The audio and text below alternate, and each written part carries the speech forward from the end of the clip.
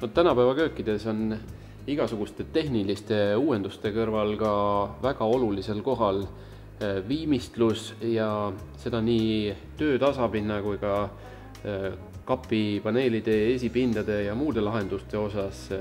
Häkkeril on päris suur valik, isegi näiteks klaas- ja kivikattega kapi uksi on näha. Kuidas see võimalik on, et see kõik seda kappi liiga raskeks ei tee ja kõik toimib?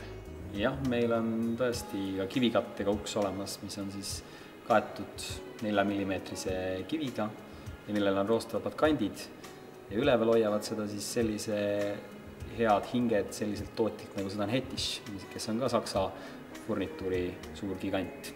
Ja Häkkeri tehas annab nendele 5-aastase garantii, need uksed seal ees seisavad. No oleme ausad, see tundub ikka vanakooli inimestele päris müstiline, et no kui me vaatame 1,20 m laiust ja päris sügavat sahtlit, siis on uskumatu, et see kannatab 80 kilo raskust ja avaneb täiesti täies mahus. Kõik see on ikkagi võimalik. Paljud inimesed panevad ka oma veepudelikastid sellisesse sahtlisse, et 80 kilo kannatab siis see sahtel ära. See on siin ka päris uuenduslik tehnoloogia. Jah, see on eelmisel aastal välja tulnud asi. Klimber on selle ülakapi nimi. Tegemist on siis klaaslamelluksega, mis on liikuma pandud elektrimootoriga ja puututundliku lülitiga. Nii et see on nüüd üks asi, millega võib äkki uhkeldada, et on tehtud üks asi, mida teistel ei ole. Kuid kuidas kapi konstruktsioonide ja materjalide ja selle viimistlusega on? Konstruktsiooni poole pealt on meil siin Systemaat-sarjas kõikide kappide vahelaed ja põhjad on 19 mm lamineeritud plaadist, siis ta kannab ennast korralikult ära. Püstised seinad on 16 mm ja tööpinna paksuseid on väga erinevaid, et hakkame pihta 16 mm ja lõpetame 80 mm.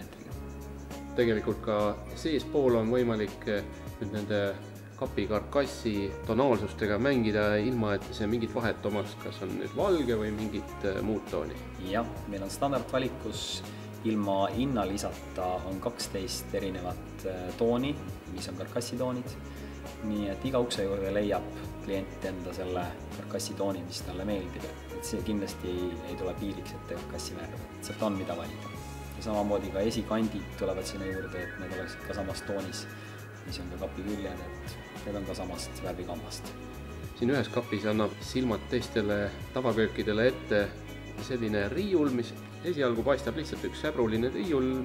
Mis see tegelikult tähendab? Meil on siis Systemaadi tootesarjas on kogu karkass tehtud spetsiaalsest lamineeritud plaadist, mis on Saksamaal välja töötatud ja mis on siis antibakteriaalne. Ka kõige soodsamas sarjas siis valamu alusele kapile on põhja pandud nii-öelda plekkvooderdus. Eestis võib-olla see on natukene võõras teema veel, aga Skandinaavia maades on see saanud standardiks, et kindlustusfirmad ei taha ka teha head kindlustuslepingut, kui ei ole selliseid metallpõhjasid siis valamukappidel.